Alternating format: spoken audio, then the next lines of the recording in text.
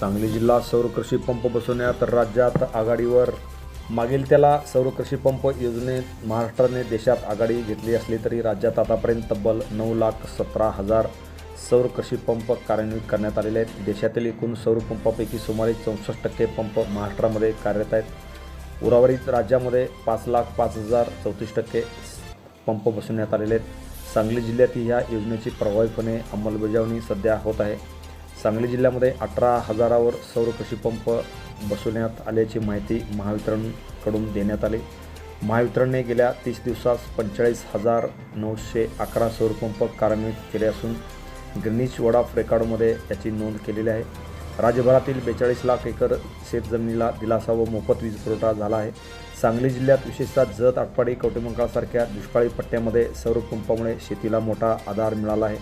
पारंपरिक वीज पुरवठ्यावर अवलंबून राहण्याची गरज आता भासणार नाही. त्यामुळे शेतकऱ्याच्या उत्पादनामध्ये मोठी भर पडली असली तरी या सौर पंपामुळे मात्र दुष्काळी जत, कवठेमंकाळ, आटपाडी तालुक्यातील शेतकरी मात्र चांगलाच सुखावल्याचे येथील अनेक शेतकऱ्यांनी TV1 मराठीच्या प्रतिनिधीशी बोलताना सांगितले. Press the bell icon on the YouTube and never miss another update.